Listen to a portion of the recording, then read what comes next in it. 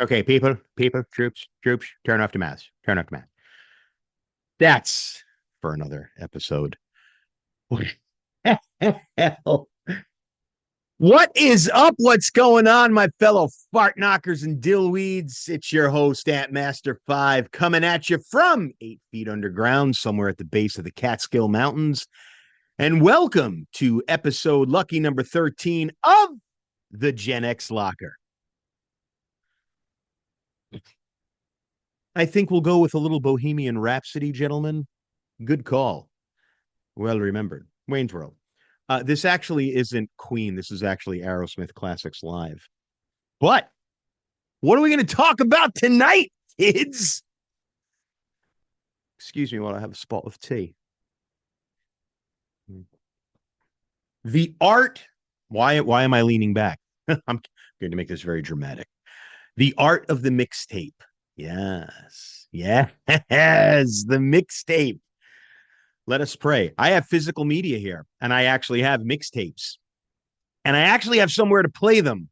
It's not plugged in, but I have plenty of mixtapes. So let us discuss what was the mixtape. The mixtape was a staple of Gen X. I mean, if I ever get off topic on the show, and if I kind of go off on a thing where it's like, it really isn't very Gen X-esque. No, this one, this one, folks, is not so much. I mean, there were boomers that did it and kind of into the millennials, but I think it began to lose its luster a little bit. Forget the silent generation like my parents.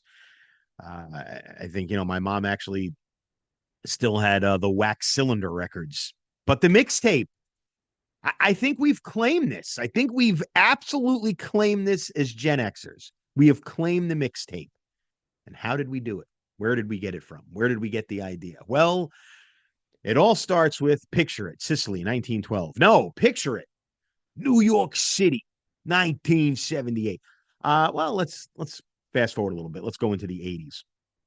As you all know, I come from a stone's throw from the five boroughs, mainly Long Island, the New York City area, Long Island, the beaches of the North Shore to South Shore, Fire Island, Jones Beach, Long Beach, Ronkonkoma.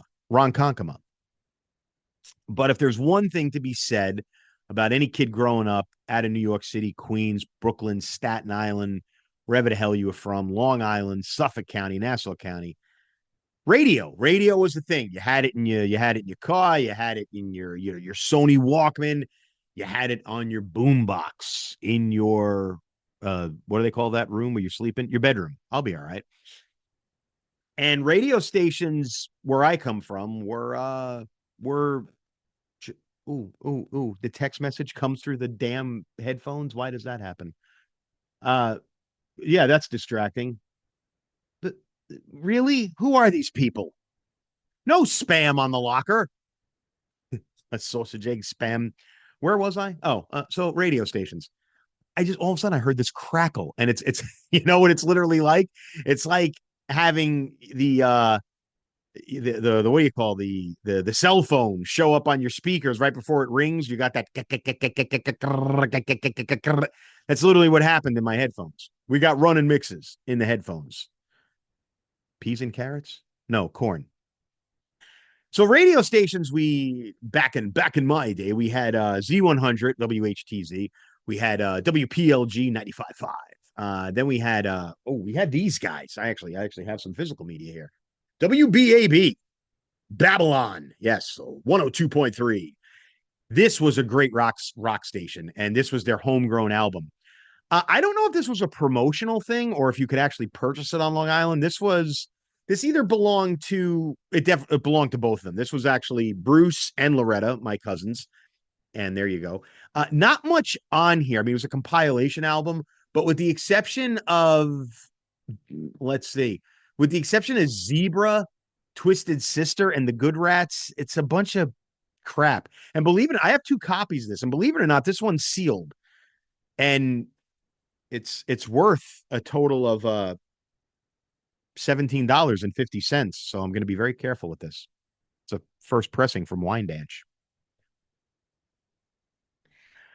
So those stations just let loose a bevy of awesome music, rock and roll. We didn't call it classic rock then, but a lot of the new wave stuff, a lot of the, newer pop. Who are the big ones? Let's give credit where it's due. Michael Jackson, Lionel Richie, Duran Duran, Men at Work. They were all there. And you wanted these damn songs on a goddamn tape so you could take it around and you could put it in your Sony Walkman and you could put it in your boombox. So how did we do this? Why did everything get quiet? Oh, the dryer stopped. Well, here at the locker, there's appliances. Um, the first thing you did was you went and you purchased a cassette, a blank cassette, like one of these. And I will say, from a Gen X perspective, most of us kids spared no expense when it came to the purchasing of said cassette. You got the top of the line, and when I mean top of the line, you got the Maxell, or you got TDK, Sony. Who uh, who was the commercial with the guy that was on the couch or on the easy chair, and that was the Memorex commercial. Is it live or is it Memorex? And he was listening to the music. It was like a what is this? A profile shot on this side. Yeah, Memorex was one. Some of these I think all I have here is TDK, and TDK. And you had either you went with either the 30-minute, the 60-minute, or the coveted 90-minute. And what did you what did you do? Well, this is great. You got out this bad boy. This actually isn't really an old one. This is only about maybe like 17 years old, but you got out your boombox and your boombox, if you will. Where the hell's eject? Is there an eject here? Oh my God, where is it? Oh, I don't think it ejects anymore. Maybe this is why this is on the shelf. Just gonna try this. This is why we don't edit at the locker. This would actually eject earlier. Oh, there it goes. There it goes. Oh, there's a cassette in here. So you took your blank cassette and you popped it in and you closed it. Now, most of the boom boxes of the day, they had an external microphone, so you can actually record yourself, just being silly and stupid, or you could record the radio. So as soon as you selected your radio band, AM, FM, and as soon as you hit record and play, it would start recording the radio. There you go. There you go. So what you would do is you would press record and play. As soon as you put the cassette in, you would press record and play. There would be this little hiss. That was the intro of that like white part of the tape that, was not, I don't know what the word is I'm looking for. It wasn't recordable. So it gave a little hiss and it only lasted for like 3 to 4 seconds. And then it slowly faded out. And then you would press pause. So you were all queued up. You were ready to go. You were ready to go. Now, believe it or not, you can actually shut the power of your boombox and you'd still be fine. It would still be queued up, ready to go. So when you would turn on the power again, put on the radio, and you would sit there and you would listen. And what would you do? You would wait for your song. You would wait for your song. And then as soon as the song played, you hovered over the pause button and then you went, and then it started recording. Now, the good thing was is that it canceled out the mic. So you could sit there and you could talk in your bedroom and you could be on the phone and be like, yeah, man, I'm recording the new Guns N' Roses. I don't know why Guns N' Roses turned into comic book guy from The Simpsons. Appetite Destruction was the worst album ever. No, it was one of the best albums ever. Use Your Illusion. All right, moving right along. So you would record it, and then as soon as the song was over, you'd press pause. And you were all queued up, ready to go again. And then when the next song came on, you would, and sometimes you would keep like, a little notepad and you would write down what songs you were playing. Now, that was all well and good in a perfect world.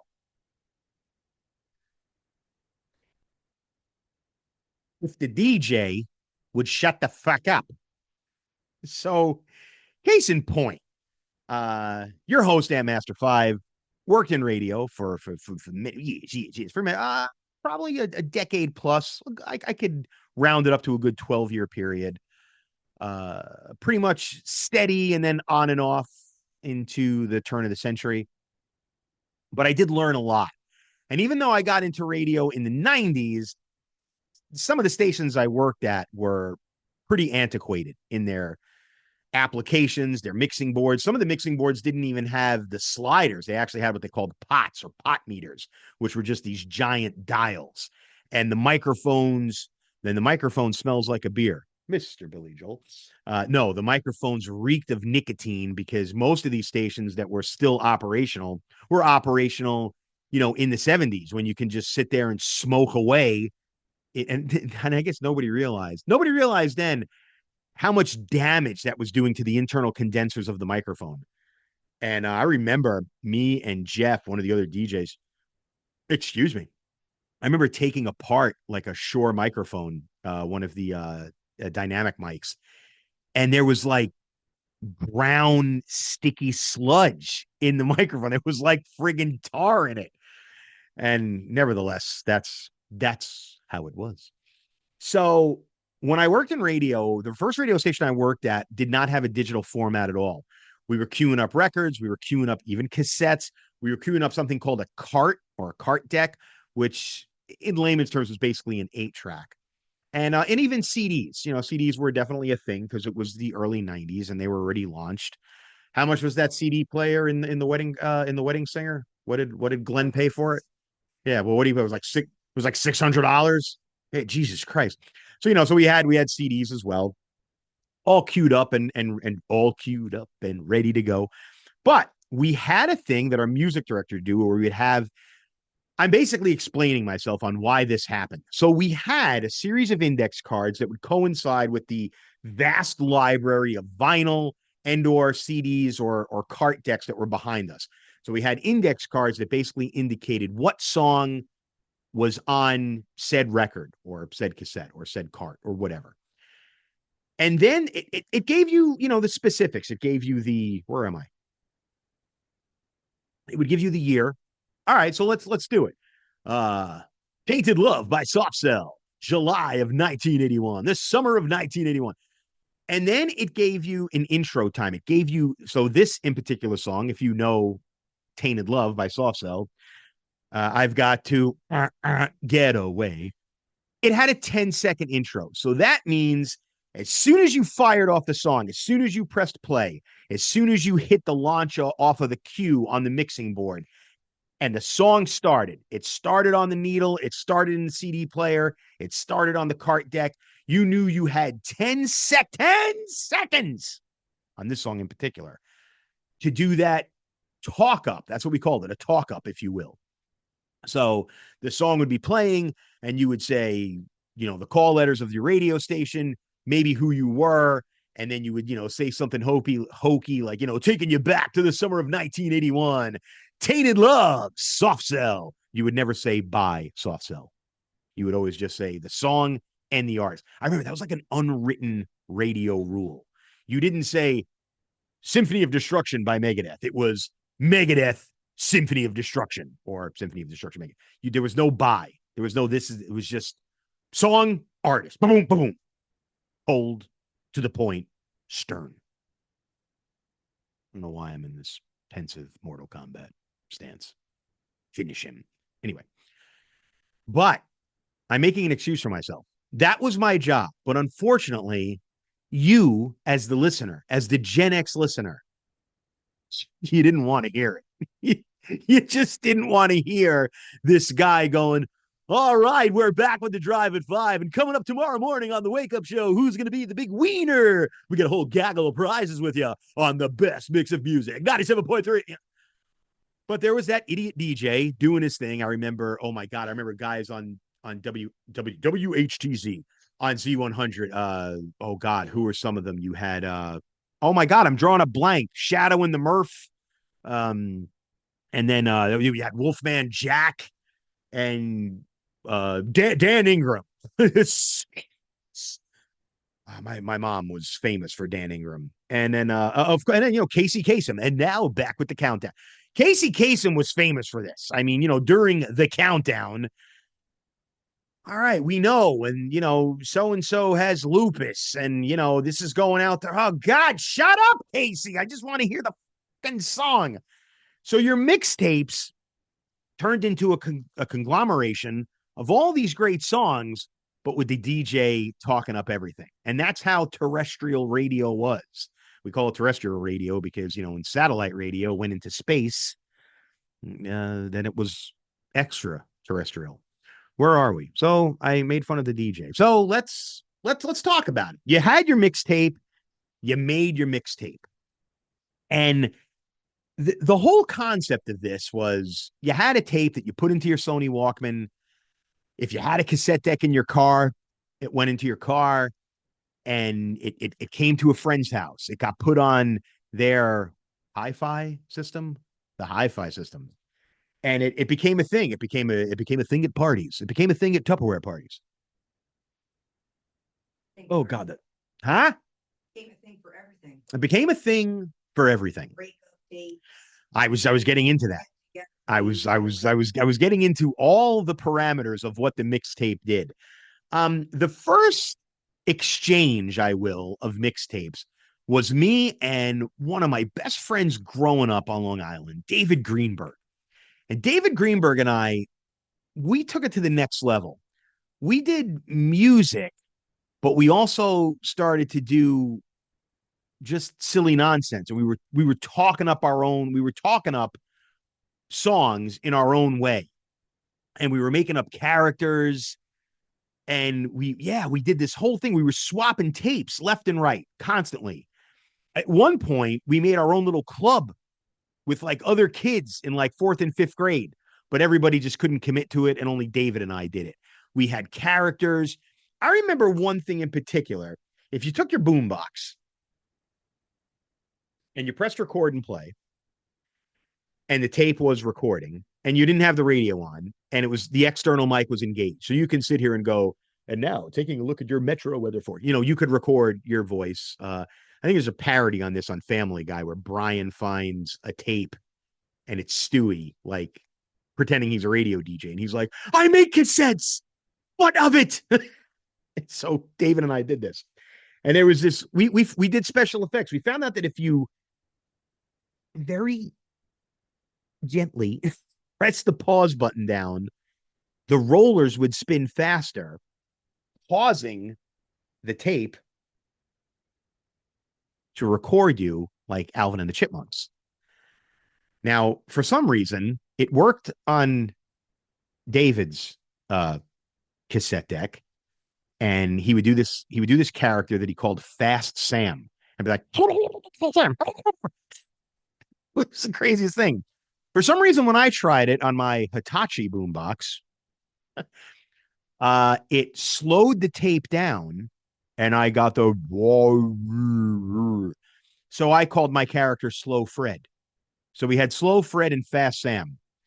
Funniest thing, I mean, I think when him and I reconnected years later on social media, on Facebook, he actually said that, like on my, what do they call your Facebook wall at the time, where he said, hey, how's Fast Sam these days? So that's something him and I did.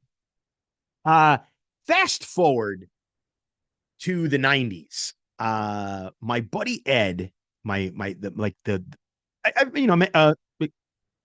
am I doing? We all know Ed. Ed of the Realms of Metal, the Realms of Rock. Click the link on the bio. No, on my description. I always drop the link for his store right there. Eddie was very diverse in metal and death metal and thrash metal and all kinds of metal and everything metal. Aluminum, tin, cobalt, and not the periodic table of elements. So Eddie was definitely not a gatekeeper, and he was not protective of any way. Eddie was not protective of his metal. He still isn't to this day.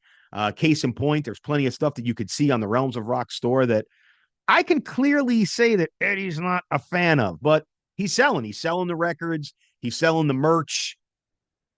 Realms of Rock merch right here. He's selling cassette CDs. And he's the man is an encyclopedia of metal. But case in point, like I said, he wasn't protective over it. So he always wanted to, what's the word I'm looking for? He wanted to express, he wanted to share. He wanted to share his vast knowledge of metal with his colleagues. So in 1993, if you want to share your songs, the mixtape. And this is and Eddie would actually this is actually one of Eddie's mixtapes, and it's called To the Bat Cave. I don't have the what did they call it? It wasn't a liner note. What did we call this? Now this is Aerosmith Classics Live. I always just called this liner notes, but I found out from the Google machine this in the cassette is called a J card. Did anybody know that? I friggin' didn't know that at all. A J. Is it shaped? Well, maybe because it's shaped like a J. I We called it liner notes or a jacket or a sleeve. Jacket. Oh, a jacket. Yeah, I'll go and zip up me hoodie. So Ed went above and beyond with a mixtape. He made you a mixtape, and like I said, it was primarily heavy metal, bands that maybe I did know, didn't know, and if I did know said band or knew of them, he was going to go into the deep cuts. And sometimes they came with a sheet of paper that he would fold up and put inside the cassette of, like he would actually put the time of the track, what album it came from, what year. Oh, dude, the guy, I mean, honest to God, he went all out. And so him and I started to exchange the mixtapes. And then I started to make up like my own sometimes I would just take a specific artist and I would want to make a mixtape of like that artist. So this is a Pink Floyd this is a Pink Floyd mixtape, and I actually called it Echoes of the Floyd, which the Division Bell. After the division after the Division Bell was released in 1994, Pink Floyd did release a compilation, greatest hits, if you will, called Echoes. You bastards. Echoes was a track off of the 1972 release of Metal. I thought it was a great name for a mixtape that was all Floyd, but apparently David Gilmour stole my idea. Anyway, moving right along. Ed actually made this one. This is actually just strictly a Metallica mixtape. And this is Metallica right up to the Black Album. Yeah, I don't want. I apologize for saying this band on the show. I don't want Lars. If you're listening, please don't ban me. Yeah, sorry I recorded your. I didn't record his likeness, but sorry I said your name. I don't care about your bottom end just as long as it's as low as mine. So he and I were definitely just adapt in the mixtapes. We were making them for friends, and I think between me, Jeff, Greg, James, uh, I'm not going to mention the dipstick, but I think I could speak for myself. I mean, I still have look here they are. I still have Ed's mixtapes right in front of my eyes, and like I said, I could still play them. They don't sound as well anymore. Oh wait, we left this out, kids. So if you wanted to be, really professional, after you recorded your mixtape, you popped out the tab there, that little hole. Yeah, you popped it out because now that little metal thing would fall into it and it would lock it and you couldn't record it anymore. But if you wanted to record it, this is actually taped. You would put a piece of scotch tape over it, and then the little metal clip would bounce off of it and you could record again. In case you made that mixtape about the girl and you wanted to forget about the girl when you were 18, 19, not mentioning any names. Apologies to my producer. But that was also a big thing, a big thing. You had the girl mixtape. You had the mixtape that you made the girl because you and the girl started dating, or you and the guy started dating. Depending on which who you fancy. But regardless, that potential significant other will just will just be politically correct. Just just kicked me garbage can. You had specific songs that you started listening to. Kill Switch Engage, Breaking Bench. And you made a mixtape. You made a mix. And what happened? What happened if you and the girl, you and the guy broke up? You made no. Well, yeah, Scotch tape, and then you made another mixtape of breakup songs. You made the breakup tape. And especially if you were older now, you were in your later teens and you were driving, and you were sitting there, and it was a cold fall night, and it was raining, and here you are, and you're driving, and the windshield wipers are on, and you're crying, and you're listening to the Captain Hollywood Project. More and more and more. I don't know what we're going to do. I don't know who did that. I didn't. Moving moving right along. So the the like I said, the mixtape was a battle flag that we carried into battle. I really think we owned it as Gen Xers. We immersed ourselves in it. It was our calling card. It was how we bonded with friends. It was like, it was that swap.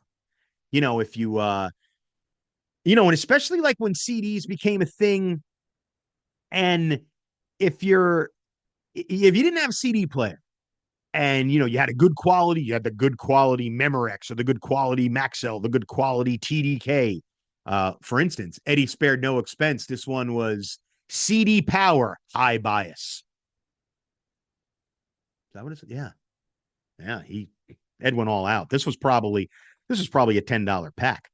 Um, you would say to a friend, it's like uh, you would say to a friend, you would say, hey, I got the new, I got, I got the Division Bell on CD, and not everybody, even back in the early '90s, not everybody had a CD player. I was a late bloomer to the CD game, and it's like, hey, I'll record it for you, and it was like, wow, so this tape, man, I got the Division Bell on here from Pink Floyd, and my buddy recorded it for me off of compact disc.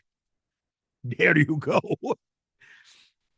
um, to wrap it up, though, I will say the decline of Western civilization, the decline of the mixtape, started to go away once media started changing, and the MP3 came up, and then we started downloading music. Speaking of Mr. Lars Ulrich, Napster, WinMX, LimeWire, excuse me, and then everything went to shit. It's true. And you had your MP3 files, and then you would you would burn a CD.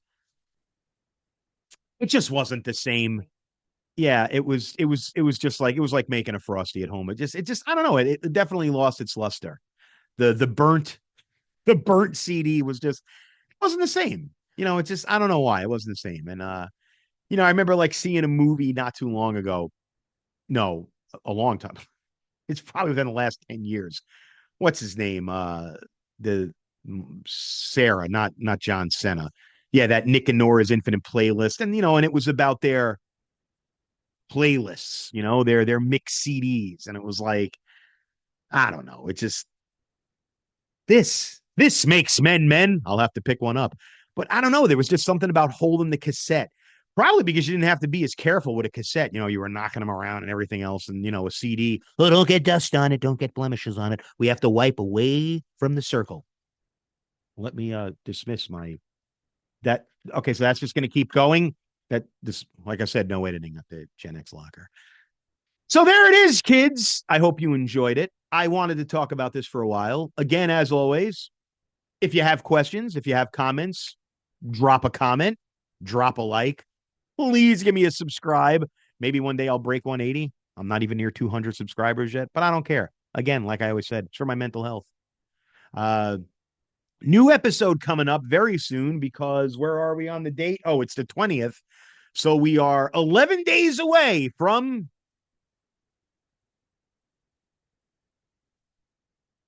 Thanksgiving. I mean, Halloween. I mean, Hanukkah.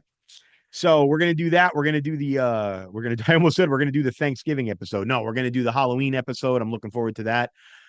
I may be in a costume. All right, I don't want to give any spoilers, but I'm definitely gonna be in a costume. I'm just not gonna tell you what I'm wearing. Again, you can always email me at the Gen X Locker at I almost said Hotmail. The Gen X Locker at Outlook.com. And again, take a look at my my colleagues. Again, I always link Eddie's store right here. Check him out at the realms of the store is the Realms of Rock. The YouTube channel is the Realms of Metal. And then my cousin Jerry, I check out my cousin Jerry. He does Dairy X Dines. He does the man on the street type of food reviews, especially if you're in like the Albany area. He's always going to a cool place. And I think his latest one was pho. What's pho? That's that Vietnamese soup. So, yeah. So again, keep it here, keep it real, and we will see you kids on the flip. We don't edit here, so I'm going to end the meeting now. End the meeting. End the meeting. End the meeting for all.